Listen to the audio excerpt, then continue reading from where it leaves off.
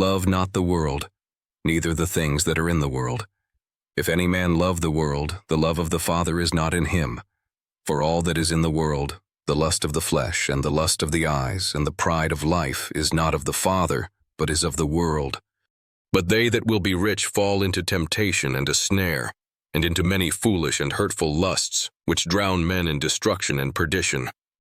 For the love of money is the root of all evil, which while some coveted after, they have erred from the faith, and pierced themselves through with many sorrows. An all-night prayer in Zimbabwe, and I invited a guest who came all the way from Ghana. Those who were in Zimbabwe with me at the time remember very well. I invited a guest who came all the way from Ghana. We had an all-night prayer.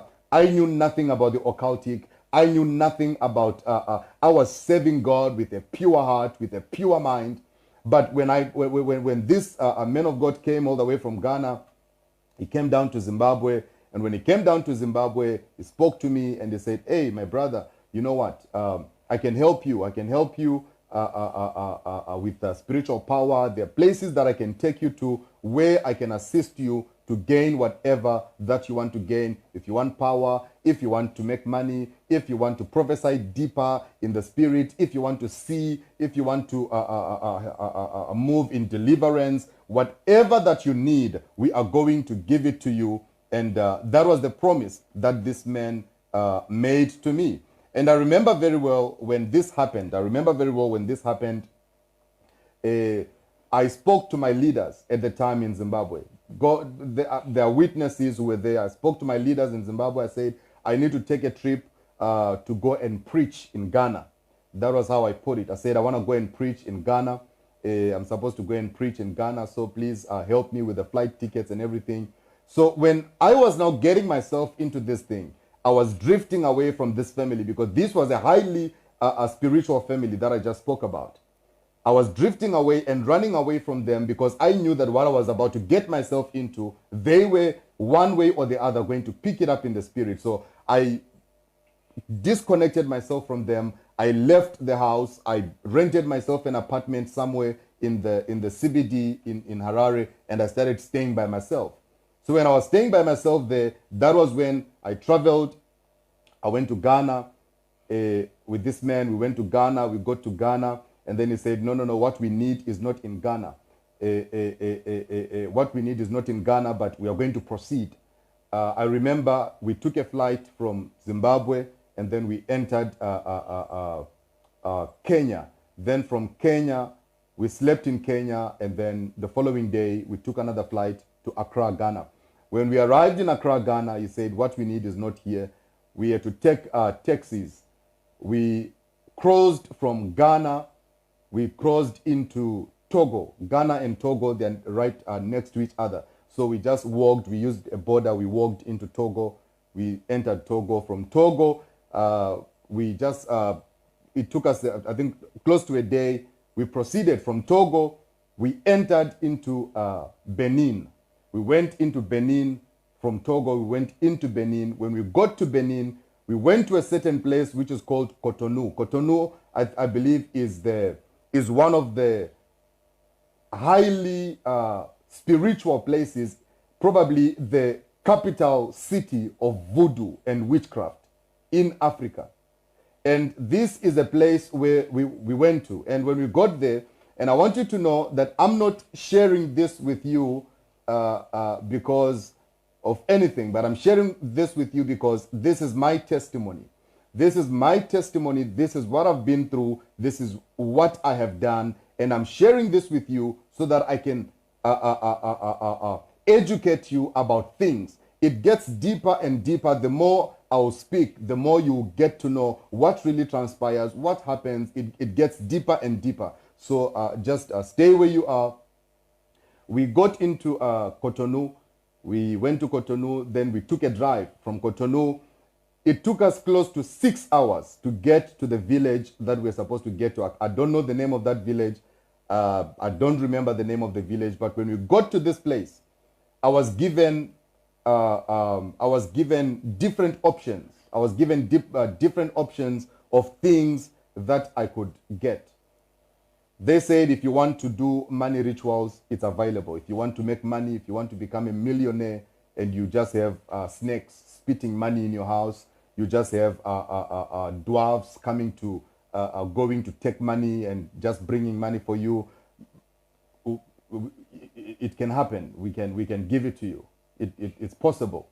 So as all this was happening, they gave me different kinds of things. They said, if you want to do money rituals, is there. If you want to grow your church, it is available. If you want to if you want to kill somebody, if there's somebody whom you don't like and you want to terminate them through power, it is available. If you've got somebody who has done something to you and you want them to die, it's available. You can have it. If you have, if you want spiritual power, if you want people to fear you, whenever you get to a place, you'll be carrying this certain presence over you that anyone who look at you, they'll just become so afraid of you. We can give it to you. If you want power that anytime you lift up your hands, people will just start falling, we can give you. If you want healing power, we can give you. If you want power for crowds in your church, we can give you. So they said, choose whatever you want. And then I said, okay, tell me. Because at the time, I was a very young man, very ambitious. I wanted to become the best in everything. So I said, tell me, if I want to make money, what is the requirement for me to make money? What is it? If I want to do a money ritual, what is the requirement for me to do a money ritual? Then they said, for a money ritual, you have to sacrifice. You have to do human sacrifice. The closest person in your heart, if you are married, for the money ritual to take place, the closest person to your heart is the one you have to sacrifice. If you're married, it's your wife, and if you have got a child, it will be your child. If you are not married, it will be your mother, it will be your father, it will be your anybody, any of your family members. You can sacrifice them. We put them. You just tell us what you want, then it can be facilitated. When I got to this village, I remember very well. I know that this information that I'm sharing with you right now is information that I'm not supposed to be sharing, because these places, that is why I said, the more I'll share with you, you'll realize that most of you would think are really spiritual. You are not yet in any level in terms of spirituality.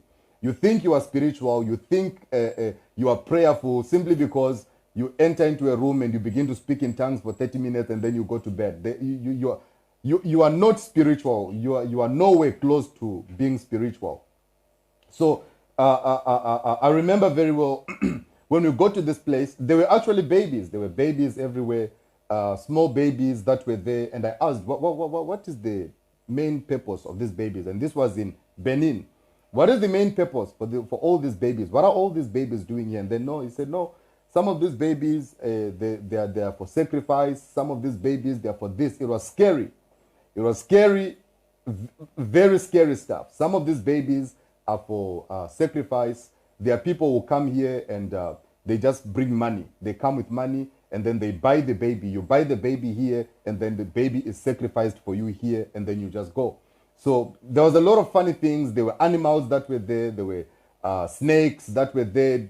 A whole lot of different things. So then they said, okay, so tonight you are going to sleep in a room. You are going to sleep in this room after you decide whatever that you want to get. So I asked, the guy who took me there is somebody who was already aware of these things. So he was just pushing me forward and saying, you tell him what you want. Me, I'm okay. You tell him what you want. Tell the old man what you want. Very old man, he couldn't even speak proper English. So I would tell him what I want, then you talk to him. I think it was a pidgin English or something like that. So they would communicate in that kind of English, and then you come back to me and say, okay, so what's next? How do we go about it? So I remember when everything was done, I said, okay, the one for money ritual, it's too heavy for me. I cannot do it.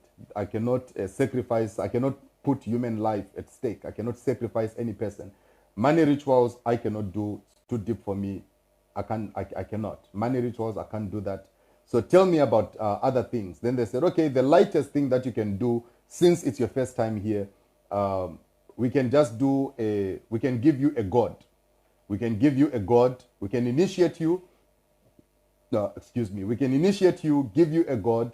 This is a god that you're going to be worshiping. This is a God that you're going to be talking to. Anytime you want to do anything, you talk to him, you invoke the Spirit will come out and possess you. Then you go and do whatever you want to do out there for when you are back in your country. So I said, what is the condition for me to have spiritual power? Because I want spiritual power, and I also want, by the way, my prophetic gift. From a very young age, God called me into ministry. The calling that I possess, the calling that I have, I believe it is a genuine calling from God. A genuine calling from God. But because of these things that we meet along the way, it gets contaminated.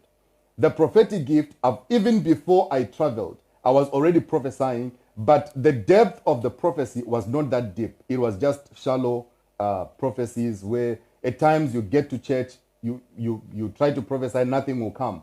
At times you try to prophesy, nothing. It's just a shallow gift that is not as deep as it is supposed to be, or as I wanted it to be, rather. So I said, okay, I want a very deep spiritual eye to see. Then they said, no problem, that you can have.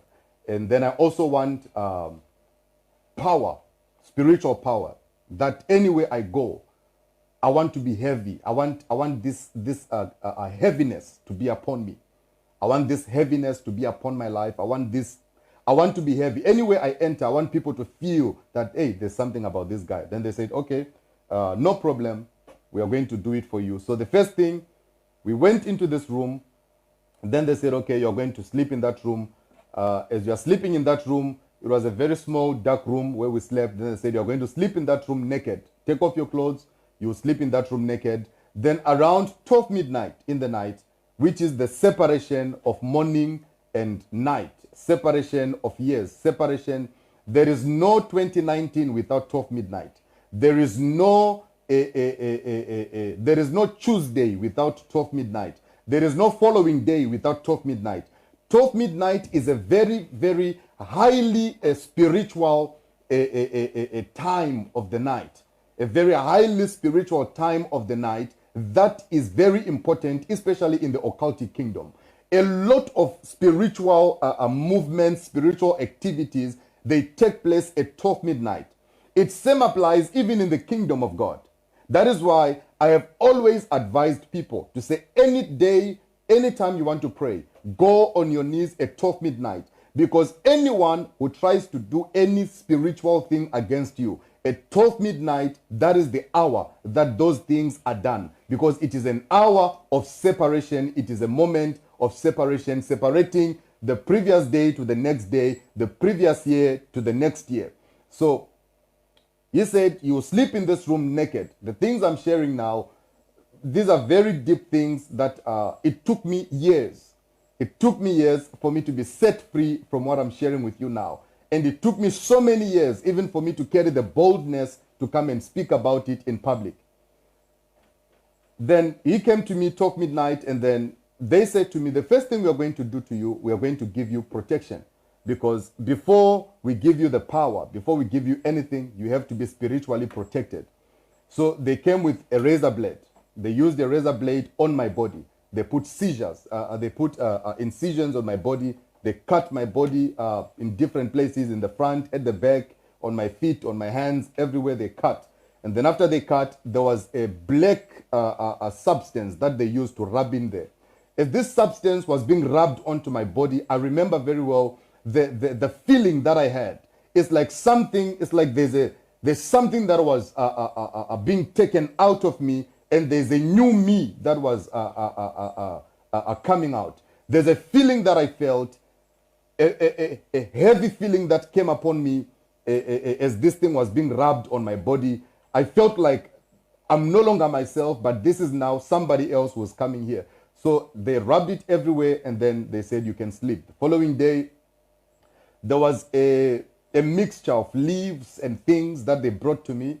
They brought a mixture of leaves, some other things, blood, chicken blood was in there. Not chicken blood, but it was blood, pigeon blood. Those pigeons that fly. Those pigeons were killed, and then they were put in the water, then mixed, everything was mixed in there, and then they poured it on me. they said kneel down, then they poured everything on me. After they poured everything on me, I remember very well that they said, now, okay, so now the first part of protection is done.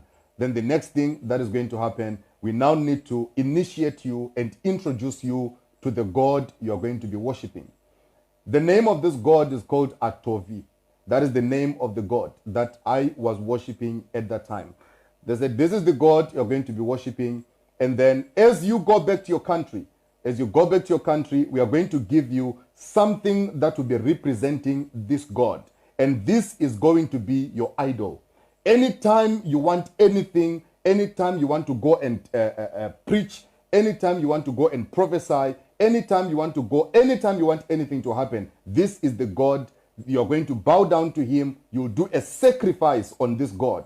And then you go and preach. I'll tell you about the sacrifices and how everything was done and stuff like that. So as time went by, not as time went by, but after that was done, we went back again to a different room. This is a room where there were different idols that were in that room.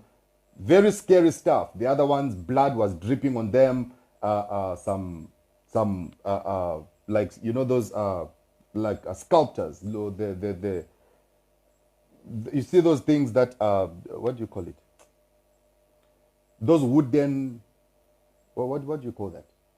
The wooden sculptors. You know those like they'll make a like an idol, like a portrait, like a wooden portrait. Yes, exactly. A wooden, you know, there were a lot of those wooden stuff, but they had different faces. You know, they had different faces on them. They were everywhere in that room. So as I was there, all these things were all over. Everything was everywhere. Everything was all over there. Blood was there. Different stuff was there. So they took out a horn. This issue of a horn is something that is probably known by some people who are watching right now. Some men of God who are watching right there, they are aware of the horn. Those who were close to me at that time, they are aware of the horn because I showed them that this is what I'm using, you know, because they were asking me, hey, how are you doing what you're doing? How are you doing? You know, I said, this is what I'm using. If you want to be like me, then you have to use this thing. But these are not things, you don't just introduce anybody to such things. You don't just introduce random people to such kind of practices like this because you don't know who's going to expose you, you see. So after that was that they took out a horn, and on this horn, there's some meaty stuff that was stuffed on this horn. Then it was a horn, a very big horn like this size. Then it had a very big head, and on the head there was some meaty stuff that was stuffed on it. And I can tell you that from the time I took that horn, I flew with it to Zimbabwe. Up to the time I threw that horn away, the meat on that horn was still fresh. It had not yet dried up. It had not yet gotten rotten. It was still as fresh as it was. So it was stuffed in there. A red cloth was taken and it was used to cover the whole thing. And then they tied it up. Then they took me in and said, come and do the language. So they said, you come, you bow down to the main God that was in that room, talk to him, use these words. They gave me the words that I was supposed to use.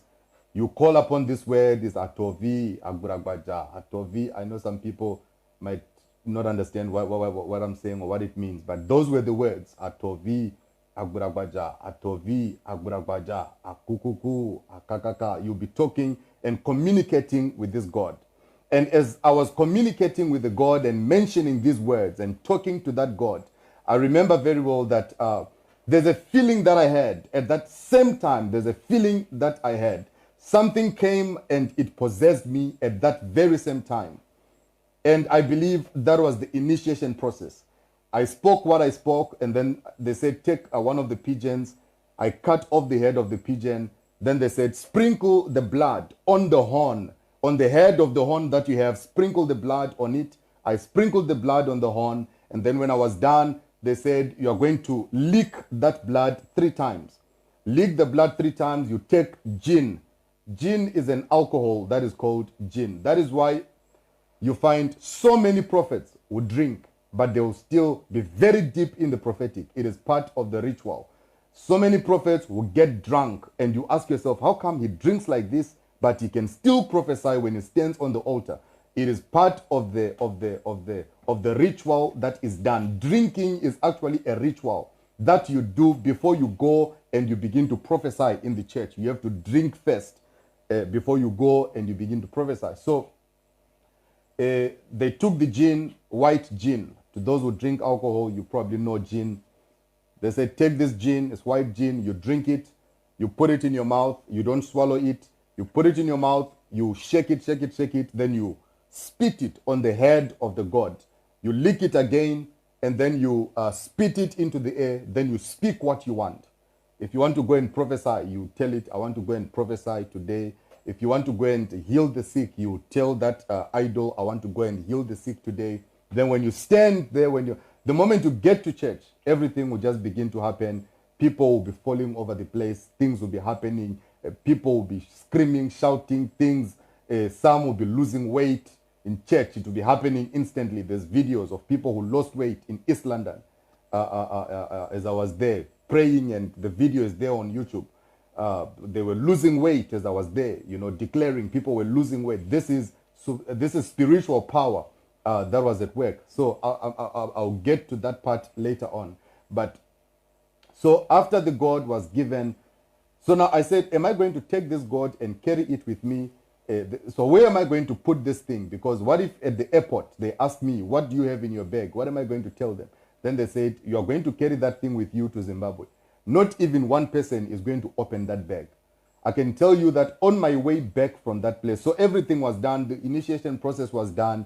They gave me the words that I was supposed to use. They told me, when you get home, make sure that every day before you sleep, you have to speak to this God every day before you sleep. And then every day before you go to church, before you go to any gathering, you have to sacrifice on it. You sacrifice either a chicken or a pigeon, the pigeon that flies. You sacrifice either a chicken or a pigeon. So anytime before you go to church, to go and preach, or to go and, if you want to do anything spiritual on that day, you have to go on that thing. You sacrifice the pigeon, sacrifice the chicken, you sprinkle the blood on the head, take your gin, put it in your mouth, spit it on the head of that thing. Then when you spit it on the head of that thing, you speak whatever you want. If you want to prophesy, you go and prophesy. You spit it there, you go and prophesy. You go and see whatever you want to see. That is why. Now, okay, so that was done. They told me everything. I wrote down some of the words so that I don't forget. Then I left. As I left that place, I was memorizing all these words, memorizing all these words. So they said some of these words, when you get to church, you must use them as tongues. Whenever you are speaking in the church, because whenever people speak in tongues, you don't understand that language. So whenever you go to church and you're about to invoke the Spirit to be at work, speak this, use these words, but put them in your tongues so that it will sound like you are speaking in tongues, but that time you're invoking a spirit to come and be in that particular place. So everything was, I was told everything, they told me, and then I paid the amount of money that I had to pay. And then after I paid the amount of money I paid, they told me that after every 6 months, you must come back to come and renew what we have given you. You must come back for renewal. You must come back if you want to increase and take it to the next level. If you now want to go and do other things, if you want money rituals, whatever, you just go higher and higher. The higher you go, the deeper you go in terms of protection, the deeper you go in terms of the initiation into the occultic and everything. So I left. So they said, as I'm going to be talking to this God, talking to it, I must make sure that on that day, as I'll be talking to the God, these were the conditions that I was given. Before I go to talk to that God, I must make sure that I've not touched a woman. I must make sure that I've not touched a woman as I'm going to sacrifice the chicken and sacrifice. So there are different conditions that are given. Some people, the deeper you go into the occultic, the more dangerous the conditions that are given to you. Some who are very deep into the occultic are given conditions that before you go to church, you must sleep with a virgin woman, or twice or 3 times every month, you must sleep with a virgin girl. It is part of the It is part of the rituals that are done. Some will say before you go to a service, you must sleep with a woman. Before you go to a service, you must sleep with a woman. And then after you sleep with a woman, there's a transfer of spirit and then whatnot. I never took that one, so I don't know the depth of it. But these are things that are there. So they said you take the chicken. That was my ritual. Taking the chicken, putting it on the god, taking the gin, sprinkling the gin on the god, speaking the words, and then I put on my suit and I go to church. As I'm doing this thing, I'm supposed to be completely naked right in front of this thing. So it has to be kept either in a room that nobody enters, or it has to be kept in my bedroom.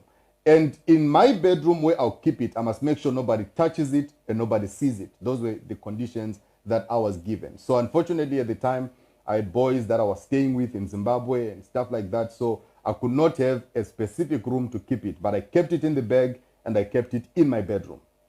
So on my way from that place, on my way coming back from that place, I remember very well that I was very much afraid. I was afraid of what if maybe somebody or maybe the police will just stop me and say, come here, let us search you.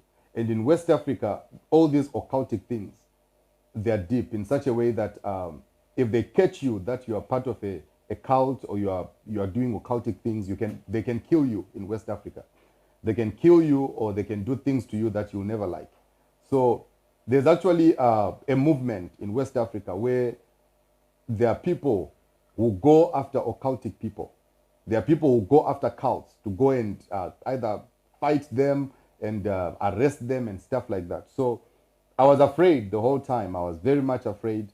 But we crossed back from Cotonou in Benin. We crossed back to Togo. Then in Togo, we crossed back to from Togo back to Ghana. I slept in Ghana. Then from Ghana, I took a flight back to Zimbabwe. I slept over in Kenya on transit, and then I went back to Zimbabwe. As I landed in Zimbabwe, I was still afraid that what if the Zimra, I think Zimra are those people who always just search your bags in Zimbabwe. They'll search your bags and see what are you carrying, what do you have in your bag. And I had my God in my bag, in one of the bags that I had. So I was afraid. But nothing happened. They never searched me. They never asked for it. Then I said, that means this thing really works. So I took it to the house, and then I started using it.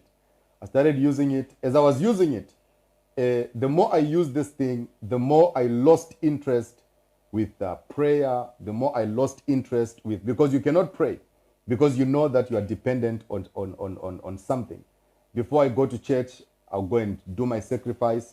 I'll spit on it. I'll speak to the God. I'll do stuff on it. And then when I do things on it, oh, Jesus. When I go and speak on the God, I'll speak on it. Then I go to church. So when I get to church, it's business as usual. It's business as usual. There's nothing different. There's nothing. I get there. Personally, I'm gifted. And personally, I believe I've got a genuine gift of God, in as much as I was involved in these things. So I'll get to church, I'll worship, I'll sing, I'll praise, I'll preach, and people will be so, connected and happy and stuff like that. And then as all this will be happening, I remember very well that people will be falling, things will be happening. If I want to prophesy, I'll call somebody and then I'll begin to speak the words that they told me. I'll be invoking the Spirit will appear, and then the Spirit will begin to whisper to me. So when I'm saying there is an angel of God that has appeared, it is not actually an angel of God, but it is a spirit that I've invoked that is appearing, and it is telling me accurate information about people. So it will tell me this one is so and so and so and so and so and so, and this is what happened to them, this is what happened here. That is why you see that there are secrets that at times, at some point, I'll tell people things that they know that they never told anybody. Things that they know that these are my secrets. Nobody knows about this. It has never been told to anybody. It is in my heart and nobody knows. So all those things will happen. So as the more I was using this thing, the more I relaxed. The more I relaxed, because I now thought, oh, now I'm now familiar with the spirit. So the other condition was to say, you must not sleep with a woman who is on her periods. If you sleep with a woman who's on her periods, then that night you will not sleep. You will not sleep, because that God will torment you in such a way that you might go to bed, and then the following morning when you are waking up, you might wake up on the floor, or wake up sleeping outside, or wake up sleeping in the lounge, or wake up. So it's a very ruthless thing, because you have to follow the instructions. That is why so many Christians in the kingdom of God, you tell them, pray, do this, do this. They are so shallow in terms of prayer. They can't pray. They can't even do nothing. You know, occultic stuff, you are given conditions for it. And if you don't follow the conditions that you are given, it is your problem.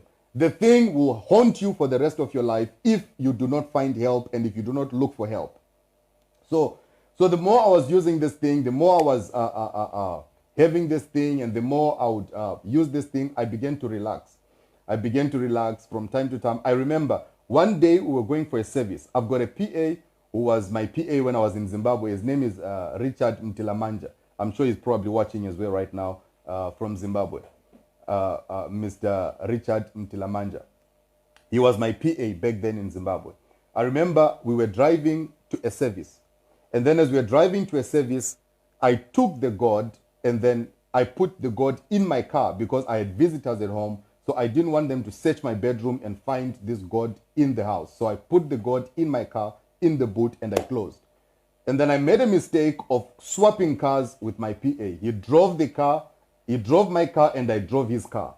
He was driving I can't remember the name of the car, but it was one of those ex-Japanese cars.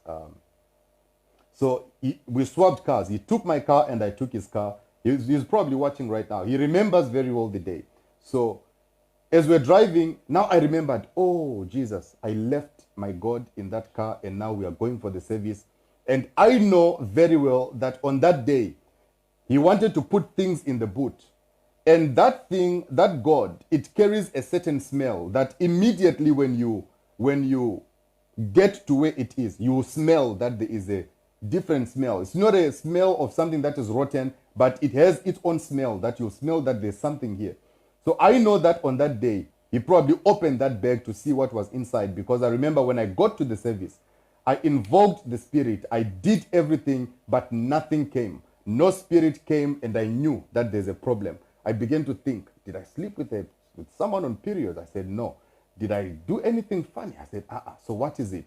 Then I remembered that, oh no, my car was driven by a different person. I didn't ask him, and he never asked me, even up to now. He never asked me, but I know that he saw that God on that day. That is why when I tried to invoke the spirit when I was in the service, that nothing happened and nothing came by. So as time went by, I started losing interest in using this thing. I started losing interest in using it. I would just go to church, because I started saying, each time I have to buy a chicken and slaughter a chicken, I have to take gin, I stay with people in the house. Now they're becoming suspicious. Now they don't know, each time I'm taking this bag and I'm doing this. When I'm sending them, I tell them, nobody enters my bedroom. You can't enter my bedroom. You're not allowed in there. They're becoming suspicious. And so I started keeping that thing in my car. Everywhere I would drive to, the thing will be in my car. So I started losing interest. With time, I started losing interest. I lost interest up until I decided completely to say, I'm not going to use this God anymore. As I was now deciding to say, I'm not going to use this God anymore, the dreams that I started having, they were so heavy, because I stopped sacrificing to this God. I stopped putting the sacrifices there. I stopped putting the pigeon. I stopped putting the chicken. There was no blood that this God was receiving. There was no gin that the God was receiving. So the thing was now being starved in such a way that in dreams I would sleep. I would see these people coming to me wearing red gowns. I would see them, and I would see that these are occultic people coming to me in numbers, wearing these red gowns, coming to try and talk to me in the dream, and I would run away up until I wake up. I started having these funny dreams. They would haunt me from time to time. I started talking to one of my friends that, hey, listen, man, you know what? This is what I did, and this thing, I'm tired of using this thing. I don't know how I can help myself and stuff. So I was having a church in Zimbabwe, and then as I was there, I said, you know what?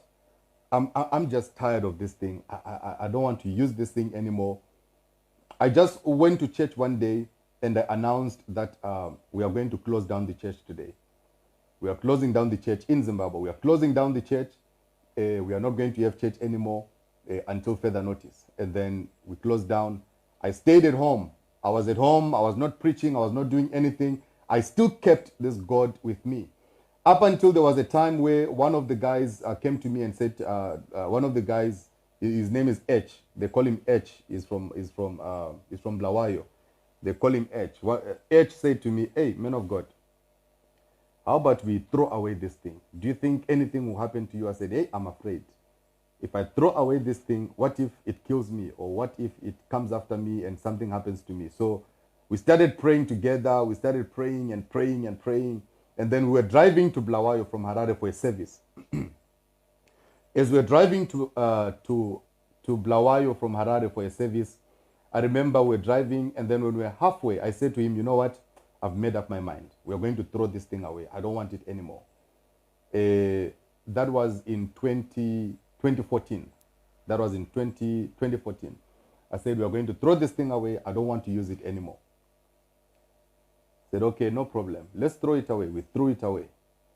And then we drove, went to Blawayo. We did ministry. We finished, and then we came back. But the dreams kept on haunting me.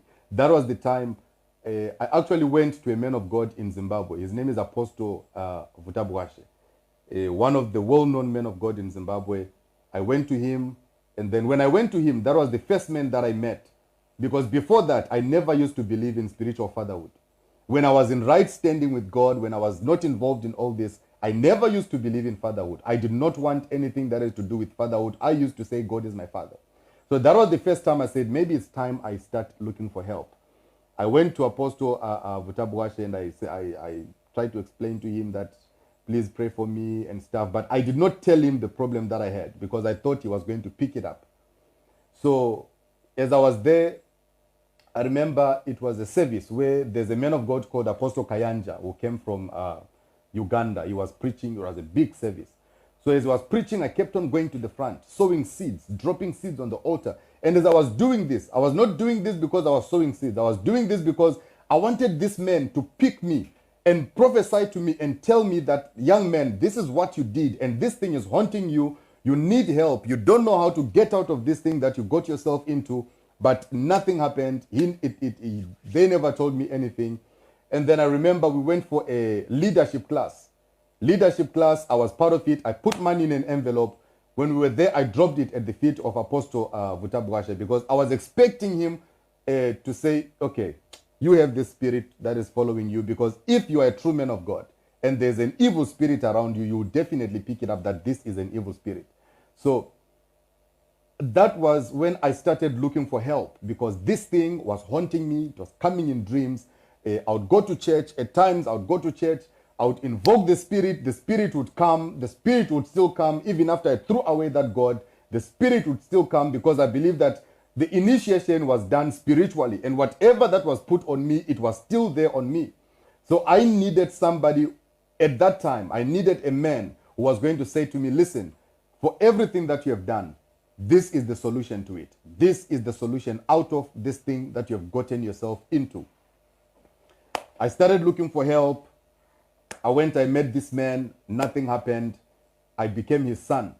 And tell you what, I have something on me. I don't mean to brag or anything. I have something on me that any man of God I meet, they always love me. They always bring me close.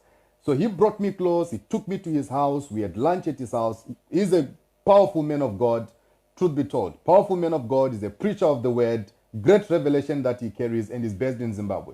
I've got nothing bad to say about him, not even one. So he took me to his house. He started praying with me, teaching me scriptures, saying, go and preach about this.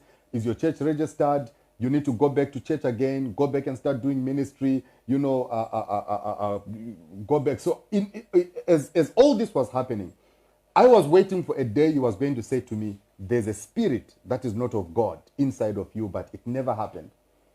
So this thing kept on happening. I tried to do ministry again, but it failed.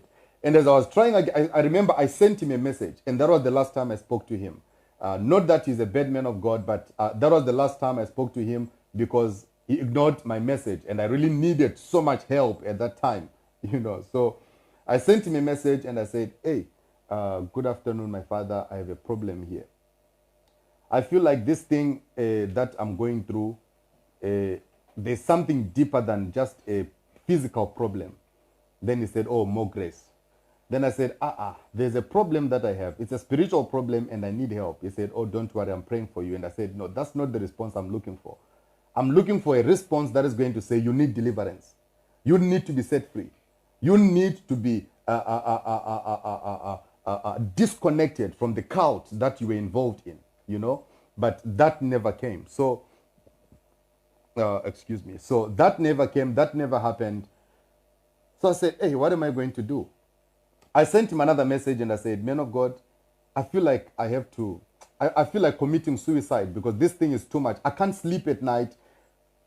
There's a lot of spiritual warfare that I'm facing. I can't sleep at night. I try to sleep, I can't. I try to do this, I can't. I try to do this, I can't. Then he just said to me, oh no, don't worry, more grace. I said, you know what? I will not find the help I'm looking for here. And then that was the last time I spoke to him. And then a certain man of God came. Certain man of God came down to Zimbabwe. And this man of God, he used to hear about me. And this is the man of God that I went with to East London. This man of God used to hear about me. He came all the way from South Africa. He was in South Africa. He came to me and said, hey, man of God, I hear that you are deep, you are prophesying, you are doing wonders, you are this, you are that, you are doing this. Please help me. How can we do this? And then he said, listen, I'm tired of ministry, but whatever that has to happen, you know, it can happen. I can help you here and there. So we made a deal. I said, me and this man of God, you are going to preach. I'm going to prophesy. We are going to collect money and we'll split it into two. Because I had the prophetic and he never had the prophetic. He was just a preacher. And I'm not sure if he's watching right now, but this is another story that people who actually know about me from Zimbabwe and East London have been speculating. What happened between you and this man of God? Where did you go to? You betrayed this man of God. There's nothing like that, you know. He came to me. I never went to him. He came to me. He was looking for help. And then I said, listen, I cannot help you right now because for me to help you, we have to travel. I have to take you to some places. But before I take you to places, let's go and preach. Let's raise money so that we travel together. Okay? His name is Tembo. Just so you know, his name is Tembo. Tembo. Prophet Tembo. Many people know and they've heard about me. He came to Zimbabwe. I was staying in a place called, what's the name of that place again? I was staying in a complex. It was a complex where I was staying. And then he came there together with another guy called George. They came together, the two of them. And then we agreed. We said, listen, I'll prophesy, you preach, we collect money, we split it into two. Our first assignment of preaching was in Kwekwe. We went to Kwekwe. It was a very big meeting. We got to Kwekwe. We preached in Kwekwe. He preached in Kwekwe. Then he called me and said, I'm here with my young brother, Prophet J. That was the first time, actually, I called myself J. Israel. And he said, because as I was calling myself J. Israel, this was also a way of detaching myself from certain things that I was involved. I was looking for different ways of trying to run away from everything that I was involved in. And then I said, I'm going to change my name because I don't want to be involved with this thing anymore. But the spirit was still there. Everything was still on me. Wherever I would go, in dreams, these people would come to me. They would threaten me and everything. So we went to Kwekwe. We preached in Kwekwe. Then he called me and said, I'm here with my young brother. My young brother is going to come and is going to greet you. When I got there, I took the microphone. I started prophesying.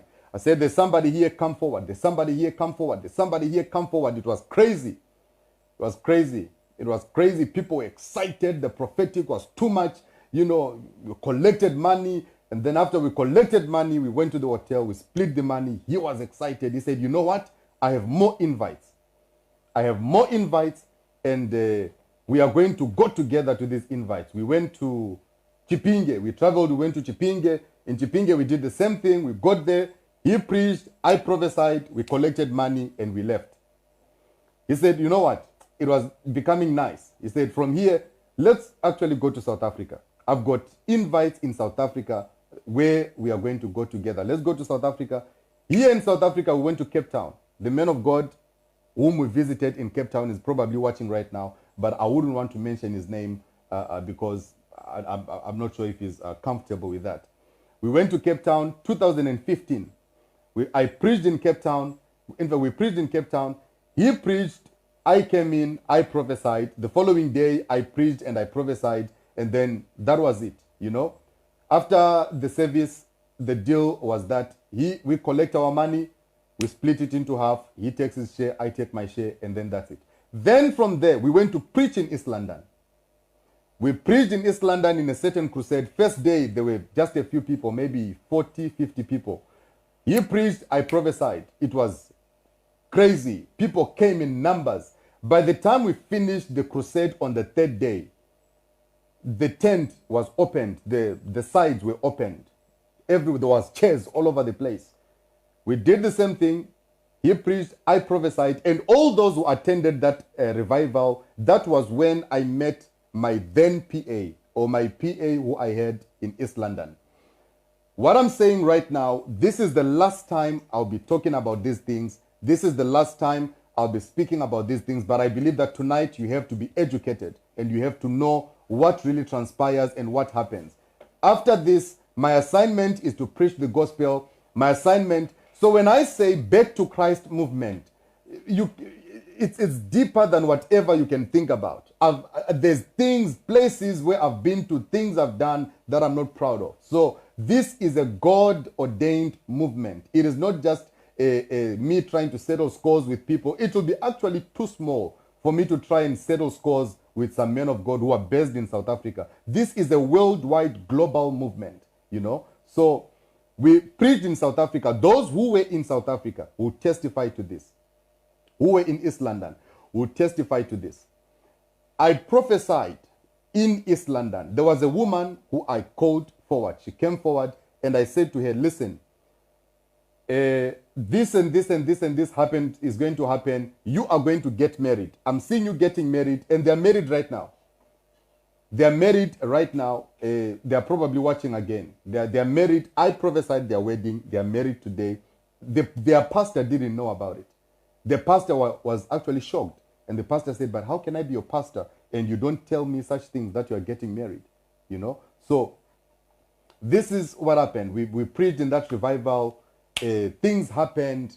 There was a certain prophecy that I gave that there's a man of God that I'm seeing trying to fundraise money to buy a tent. And then one woman called Pumla, I'm sure she's watching right now, from East London. She came forward screaming and said, yes, man of God, what you are talking about, I saw it in my dream. I was buying a tent for this church, and then the money came in, things happened, you know. So this is the journey. This is the journey that I'm sharing with you. This is the journey that I'm sharing with you, how everything happened. Many people said, oh no, why are you blaming other people? Why are you coming out to say, you know, people are just too fast to relax and calm down, take it easy. You are not the one who walked this journey. You don't know how these things are supposed to be done. So relax and keep quiet wherever you are. You know nothing. Some of you claim to be spiritual. I just look at some people claiming to be spiritual, claiming to hear from God, and I just laugh and say, if only you knew that you are actually a baby in this thing, the things of the spirit, you know nothing about these things, you know. So that was our entrance in East London. We're in East London. We preached in that crusade. And then afterwards, we were driving and we were at McDonald's. As we were at McDonald's, this is how I met my PA. Her name is Amanda. She's in East London. This is how I met my PA. We were at McDonald's and we were being driven by Pumla. Sitting at the back, myself and Tembo. And then I said to Tembo, you see the car in front of us? It is owned by a woman called Amanda. The husband of this woman is a magistrate. And then Pumla said, oh no, I know her. Let me actually go and talk to her. Then she left. This was after the program. And we knew each other from Norway. This was the first time we were meeting at McDonald's. Then I said to her, okay, let's go and park on the side. The people I'm talking about are watching right now. So I said, let's park on the side. We parked on the side. Then I started telling her that your husband is a magistrate. I see her becoming a judge. This is what is happening. Your family is like this, things like this. Then the woman said, you know what? I just love you, men of God. You know, I love you so much. What? And then I said, okay, we are having a revival. Bring your husband to the revival. The husband came to the revival. I ministered to her. I spoke to her. But remember, the depth of the prophetic that is being given and the accuracy and precision of the prophetic is very accurate. But the spirit behind whatever prophecy that is given is not from God. The spirit behind whatever accuracy and utterance that I was giving is a spirit that is not from God. But everything I was speaking about was accurate. So each time I come out and I say, no, prophecy is real, but the spirit, it's not like I'm trying to attack people and I'm speaking things that I know, things that I've witnessed. So from there, the man of God I was with, Tembo. I was with Tembo, and then this man of God said, we now left. We went to Port Alfred. As we went to preach again in Port Alfred, but the Port Alfred program was not that successful. Then we left Port Alfred, where we were preaching for another man of God there. Then as we left Port Alfred, we just said, okay, so what can we do? We just need to relax. So we agreed with the PA that I met, the one who became my PA, the one we met at McDonald's. They invited us and they said, man of God, come, you need to rest, you need to relax. So they booked a place, they booked a resort where they went there with the family. You know, we all went there with their family. We had this resort. Everything was nice, you know, We had fun afterwards. Then we had to now go to their house. I stayed at their house together with Tembo. Tembo did something in this house. This is the truth that many people do not know. Tembo did something in this house. When Tembo did what he did, he had to leave the house. He left the house, and then when I spoke to him, he said to me, man of God, I'm going back to Pretoria. I'm going to start a church in Pretoria, and then you start a church in East London. Because we are brothers, we are going to be switching from time to time. You come to Pretoria, I come to East London. You come to East London, I come to Pretoria. That was how we're going to do things. And then I was in East London. We started the church in East London. First week, it was pegged. Second week, it was pegged. We moved from 4 different venues. The whole East London was shaking. Miracles were happening. Prophecies were being given with accuracy and precision. You know, this is the honest truth about the ministry and everything. Things were, but the spirit behind everything that was happening was not from God. But the accuracy was there. You see? The accuracy was there. And the fact that I was prophesying by the spirit that is not from God does not mean that I was not gifted. I had my own prophetic gift before entering into these things. But the spirit that was now operating in my life, it had to take things to the next level, where you begin to see things deeper. You begin to, things will be happening. I'm still tormented by this thing. Dreams are still coming. My life is, I don't understand what is going on. At night, I can't sleep. I can't sleep. I tried to sleep. I can't sleep. The only time I can sleep is at 6 a.m. or 7 a.m. in the morning. It got to a point where I could not sleep at all at night. And those who were with me in East London can attest to this. I'm somebody who never used to sleep at night. The whole night I'll be up. I'll only go to bed around 7 or 8 in the morning. And that thing has actually stayed with me even up to now. It has become a habit. It has become a lifestyle that I can't sleep. Even now that I'm out of everything, I'm set free, I'm delivered, I am preaching Christ and I'm doing what I'm doing, the same pattern, the same sleeping patterns are still following me. So I had people around me in East London. Some were prayer warriors. some were people who were, hearing, who were saying, no, we are prayer warriors, we are praying. But none of these prayer warriors ever came to me to say, man of God, there's a spirit that we are seeing. That means whatever spirit that I was carrying at that time was defeating everybody who was coming in my vicinity. Then, 2016, I met the man of God from the UK. When I went to meet this man of God from the UK, the East London church was already established. I was looking for help. I was looking for assistance. I went to him. I sat down with him in 2016 at his house somewhere in Four Ways. Sat down with him in his house, and then I said to him, man of God, Papa, I have a problem. This is what I did. I did 1, 2, 3, 4, 5. I entered into this thing. I became like this, and this happened. I don't know what he thought in his head or what happened to him. I don't know. He just said to me, oh, no, don't worry. We'll deal with it. We'll deal with it. In our family, we don't do those things. What. And then that was it. So I thought he was going to help me and set me free from this problem that I had. I thought he was going to actually deliver me. So me looking for spiritual father, I had a personal problem that I was saying. I remember there was a time in Zimbabwe, together with another man of God from Zimbabwe. He's doing ministry right now here in South Africa. I won't mention his name. Together with him, he also traveled. He went to his own places where he went to, looking for what he was looking for in Zimbabwe, beyond countries, differently. He also traveled. So one day we were sitting. There was a man of God who was coming to preach in Zimbabwe. Back in those, I think it was 2014. Ending of 2014. After I had done what I had done and I traveled, we sat down with this man and we said to each other, listen, look at this. There's a man of God who is coming to the National Sports Stadium. Do you think we should go to this revival? And then I said, my brother, I'm not ready to go to this program. Because what if we go there and this man calls us to the front and he says, you too, this is what you did. You traveled here, you did this. And then we said, we are not going to go there. So I'm just saying this as something that's actually very funny that I'm remembering now. So there were certain places that we would go and say, is that one a man of God? No, let's go and see if he's a man of God. So whenever we hear that somebody is prophesying, we would say, let's go and see if he's a man of God. So we would get there and sit down. Then he would pass. If the man of God passes, then we'll say, nothing, there's nothing here, let's go.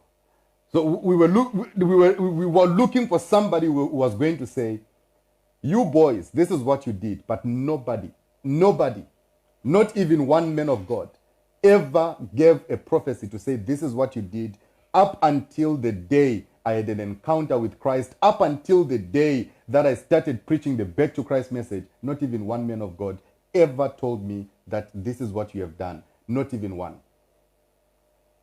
You see, so things happened, established the church in East London. The church grew very big. The church became very big in East London. Thousands of people we gathered in East London. Gathered a lot of people. Thousands of people came. The ministry grew. Some people who were part of the church started leaving because as the church was getting bigger and bigger. I would not give some certain people attention. Some would leave, some would stay. Some would start speculating. Some would start speaking things. Some would start saying stuff. So things happened, up to a time where the man of God from the UK, I'm not going to mention his name, but you probably know who I'm talking about. Man of God from the UK, I met him. I thought he was going to help me with this problem. No help was given. But otherwise, the only thing that happened next was the issue of girls, where I'm now with this man of God, but there's nothing that we discuss apart from girls. The only thing that we talk about is girls. I remember I was in a relationship with this other girl, and then he said to me, give me a number, let me talk to her. Then I gave him the number. The next thing, this girl is saying to me, how come your spiritual father is asking for nude pictures from me, The name of this lady was Yolanda from East London. How come your man of God is asking for nude pictures from me? What is going on? I'm confused. So the issue of girls, even when he came to East London, he first of all asked, you need to arrange some girls and stuff, who's there, whatnot. So I had to send some pictures of girls in the church and whatnot. thank God he never slept with anybody when he came. And then he came down to East London. Things happened. You know, I can tell you that in my journey with this man of God, I learned nothing. I learned nothing, but the only thing that I can say I learned was maybe to wear some Angelo Galasso suits. That's the only thing I learned. I learned how to wear Angelo Galasso suits. I learned how to brag about things I didn't have. I learned how to brag about money I didn't have, because that is the lifestyle. You have to brag about money you don't have. You have to brag about cars you don't have. You have to brag about things that don't belong to you. On my social media, I'll be posting cars, posting houses, posting money, going on vacation and doing stuff, you know, flashing and everything. That's the only thing I learned from this man of God. God is my witness. I'm not trying to discredit anybody, but this is my honest truth, and it is the absolute truth that I'm speaking right now, you know. So he came down. The issue that took place where he came, and then he took money, he left. I remember we were on the altar, and then he was collecting offering. Then he called me, he said, son, come here. He was on the altar, his wife was standing next to him. There's a picture actually like that on social media. I was there on the altar, his wife was standing next to him, and then he said to me, son, your mother just told me that I must give you the suit I'm wearing. I was happy. I knelt down before him. I said, thank you, Papa, thank you so much. And then he said, you see this offering I'm collecting, it is for you, you know, to pay to pay whatever you need to pay. I said, Papa, thank you so much. At least I'll be able to pay some debts that I have. Surprisingly, the day he was leaving, one of his guys came to me and said, all the money must be given to the man of God. I said, but how? I told my PA that the money that we are collecting, you pay this and that. So I had to go and tell them, hey, the money has to go. The money has to go. And then the money went. I remember there was a guy who spent the whole day at church collecting information for him so that he may give him to come and prophesy in church, you know, the following day. I was in Joburg together with him, and I was sitting with him. I have one of my pastors, his name is Victor Bunu. Victor Bunu is actually here with me, the guy who reads the Bible for me. We were in Joburg, and then he said to me, there's a man I'm seeing. Victor Bunu had changed his social media, Facebook, everything. He had put Victor Mandengosi Israel Bunu. So if you go on my Facebook, he will pop up because he will be commenting everywhere. Since that time up to today, thank God he's still here with me. He said, there's a man I'm seeing. His name is Victor White. I said, yes, Papa, that is Victor Bunu. And he said, yeah. You see, already I'm in your church as I'm sitting here. That time, I saw him on his phone, and I could see that this man is on Facebook. And then he says, there's Victor White. Then he came to East London. He called Victor White. He's actually here with me in the studio now, and he's hearing this for the first time, and he's probably surprised and shocked at the same time. Then the man of God came to East London. He prophesied to Victor White. He said, you are Victor White. This I'm seeing, and what. But I'm remembering that, oh no, but this is Facebook stuff, you know. He hears God at times. I don't deny that. But I'm speaking about things that took place, things that happened, you know. So he called another one, then he called another guy. He said, you had sex yesterday. One tall guy who was in the protocol. He said, you had sex yesterday. The guy said, yeah. He called one of my pastors who's late right now, may his soul rest in peace. He called him. I think he also said something to him. And then his wife was going around talking to people in their ears. And then she came and she prophesied also. And then that was the whole service.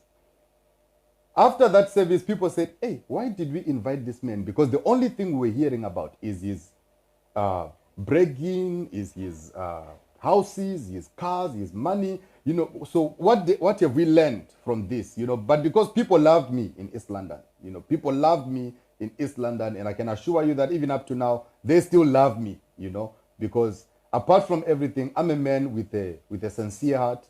I'm a man with a clear conscience. I'm a man with a, you know, who's lovable, you know. So because they loved me, they remained in the church. We were so much in debt, and then that was the end of our relationship, me and him, you know, and that was it. Then I went to the Johannesburg pastor. When I went to the Johannesburg pastor, the pastor of Lazarus, when I went there, I'm looking for help. I'm looking for help.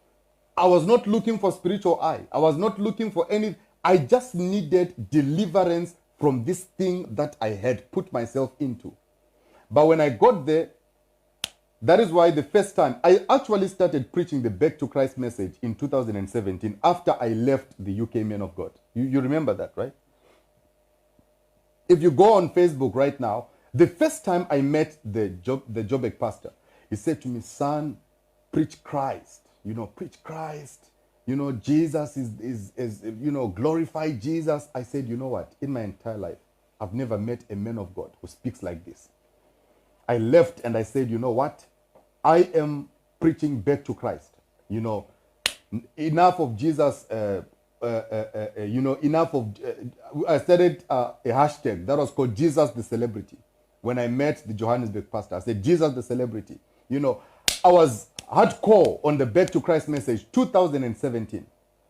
Hardcore on the Back to Christ message. Hardcore on the Back to Christ message. Going strong on the Back to Christ message because I believed that I think now I've met a man who is going to lead me to Christ, a man who's going to set me free from the problem that I have. But with time, the more I got closer and closer to him, the more the Back to Christ message died out, the more the Back to Christ message died down. And then I didn't know anything about the fact that you can actually pay somebody to come and sit on a wheelchair and fake a miracle. I was not aware of that, you know. I didn't know anything of that sort, that you can actually pay people to come and prophesy to them, and then I didn't know anything of that sort. But it happened to me for the very first time in Johannesburg. He said to me, I'm going to prophesy to you, and everything I'm going to say to you, you must say, yes, yes, it's true. And I'm there, he prophesies, and then, yes, man of God, Thomas Kruger, you met Thomas Kruger, yes, it's true, you know, this and that, yes, yes, yes, yes, yes. After church, we sat down, he said, yeah, that was good, you know, that's how you go. This one is called a parable. There are certain stories that Jesus shared in the Bible, you know, that are called parables. They are not real stories, but they are parables just to boost people's faith. So whenever we do such a thing like this, it is called parable. I said, you know what, I'm taking these parables to East London with me. I'm not leaving these parables here, because if a parable can be this good, I'm going with these parables. You know, these are nice parables. You know, these are good parables. Yeah. These are nice parables. These are good parables. So this whole journey is a journey where I wanted to be the most powerful man of God in the world. That is why I took the journey that I took. I wanted to be the most powerful, the most anointed man of God. And there are men of God who are watching me now. That's what you want. Be careful, because you fall into the trap of the occultic. So I said, you know what? I'm taking these parables with me in East London. I took the parables with me to East London in a church service that had close to 3,000 or close to 3,000 people, if I'm not mistaken, right? Close to 3,000 people. One of the biggest services that we had in East London. We spoke to these guys. They came to East London. They sat on wheelchairs. Little did I know that there are people who are actually following up, because they are saying, how come all of a sudden this guy is healing the sick from wheelchairs? He never used to do these things. Where is it? So I didn't know people were investigating me, you know. People were investigating me. People were following me up. People were...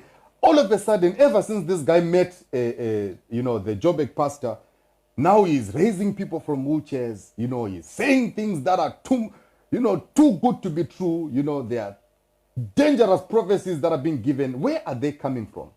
So people were investigating, you know. And as they were investigating, they followed up these people. I don't know how. There was an article that was published in the Daily Dispatch. East London prophet. What was that? What was that? What was that headline? flamboyant. No, no, no, not flamboyant. But something is there on the internet. Something East London pastor busted paying actors 500 rand to fake miracles. Many people have been asking me, what happened? It's true. That thing was actually true. Daily Dispatch was right, you know. I'm telling you. I'm telling you, Daily Dispatch was right. These guys in the studio, they are laughing right now. They are laughing and saying, eh. Yeah. Daily Dispatch was right. I actually paid those people. I paid them 500 rand each. You know, the accuracy, what an accuracy of information. What an accuracy. But what surprises me is that this is what I ask myself. Why fake what can be real? Because after I started the Back to Christ movement and we came here to Durban, I remember very well, there was an Indian lady, you remember? There was an Indian woman from here in Durban, from a Muslim family. They came to church. She was in a wheelchair. The pictures are on Facebook. She was in a wheelchair and she got healed. She got healed. So there was no need, you know, to fake something that can be real. When I got into the Back to Christ message, Back to Christ movement, you know, doing things the right way and doing things in a genuine way, real miracle happened. And real miracles were happening, you know, right here in Durban at Blue Lagoon. A Muslim family, they came with their, and there was actually another lady also who was on a wheelchair again. She got healed. Another one was on clashes. You know, she got healed. So there was no need for faking all these things because the real power of God, you know, is there and is available to perform all these miracles, you see. So the Daily Dispatch thing, it was true. It was true. Daily Dispatch was right. You know, Daily Dispatch was very right. They were correct. That miracle was fake. It was fake. The people were paid, and then a headline came up, you know. There was actually another lady who started attacking me strong on Facebook. Some of the things she was saying were inaccurate, but some of the things she was saying were actually accurate. I reached out to her, and I said, listen, you know what?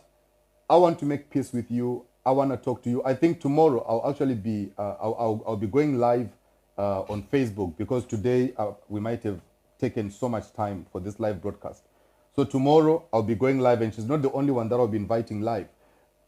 A lot of other people that I have hurt, you know, in the past. I've hurt badly, you know, with my actions, with my selfishness, with my greed, and with my, you know, everything.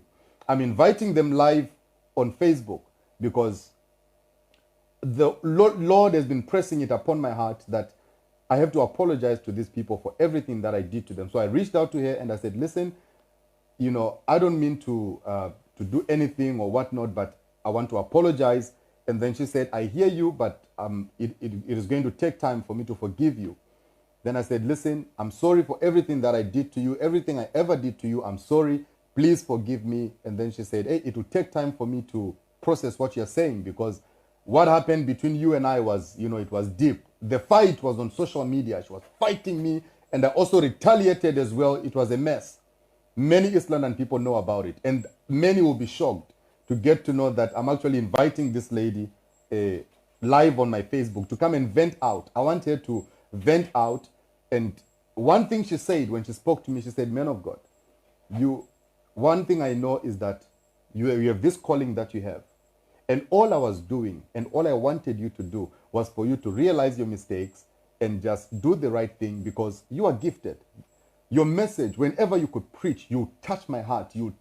Whenever you would worship, it was nice. I wanted you to stay on your genuine side, not on the other things that you started doing in East London that were not good. I wanted you to stay out of that and continue being on your calling. You know, so I said, listen, it's okay. I'm willing to give you a public apology on my Facebook channel. So probably tomorrow evening, I'll be going live again. I wanted to speak.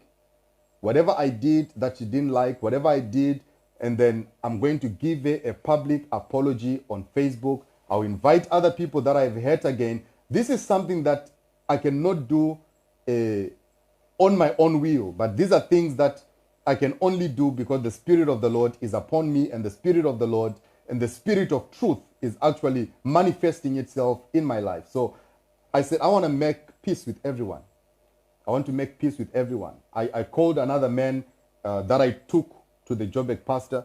And when I took him there, I said, listen, remember what he told you? I actually told him everything that he told you, and I want you to forgive me for what I said. Then he said, oh, no, it's fine, man of God. It's okay. I forgive you. It's okay. I'm sure either his family or he is watching right now. So then this is my story. This is my journey, you know. For me to be where I am today, this is the journey that I've taken, you know. So in terms of the prophetic, I carry a genuine gift of prophecy. I carry a genuine calling from God. I carry a genuine gift from God. Whenever I cannot sing, but I believe that I'm a worshiper because I love to worship, and that's a gift that God gave me. In terms of preaching, I believe God has given me the gift, you know. In terms of the prophetic, God has given me the gift. But along the way, I try to enhance the gift, you know, add some spices on the gift, add some things and some unnecessary things on the gift and all that, you see. So coming back to what I'm saying, when I went to the Johannesburg pastor, which was my last spiritual father, and after that, my father is God, because only God is the one who managed to set me free. No man of God laid his hands on my head for me to be set free from the powers that were following me all these years. No man of God delivered me from what was tormenting me, but only God. So when I say God is my father, I'm not just saying God is my father because I'm opposing the gift, the fatherhood doctrine or anything. I'm talking about me. He is my father because he personally delivered me. He personally redeemed me. He personally pulled me out from the hands of the enemy. I met, when we were with the Johannesburg pastor and everything, a lot of things happened there. You know, I remember that there were times that I would even pray, but I lost interest in prayer. I lost interest in a lot of things. I lost interest in, you know, so many things, but I would still get to church and I'll sing, preach, prophesy, and after that, I'll go. One time he called me and he said, I want you to come and prophesy. He gave me things that he said, you are going to go and speak this and this and this. And then I said, you know what? I just want to show this man something today, you know? So what he gave me, there's a video that is on YouTube where he said, where he claims that he imparted me. That was not impartation. I was already carrying what I was carrying even when I went to him. And he never saw it. He never saw that this is what I have. In as much as he brought me closer and closer to him, he never saw that this is the kind of spirit that is operating in my life. And this is the kind of things that I'm into. He never saw that. So he called me and he said, listen, I'm giving you, I want you to prophesy today. And he took me to his screen. I stood by his screen. He said, you see this lady? This lady, you prophesy to her. This is what you're going to say to her. I said, okay. I think he gave me about 2 or 3 people. And he said, you tell them this, you tell them this, and you tell them this. So I got to the church. I took the microphone. I started worshiping. When I was worshiping, I went to the first person he gave me. I went to the second person. The video is there on YouTube. Go and look it up for yourself.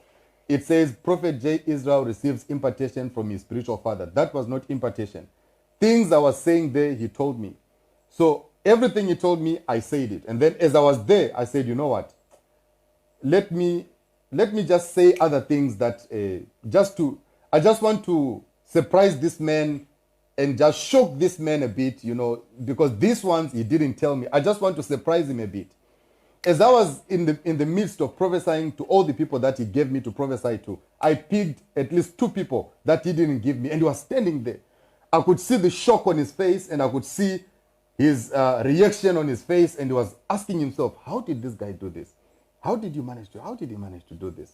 Second time again, he called me and he said, son, come, take the microphone. You're going to prophesy. You know, prophesy. But before the service, he called me.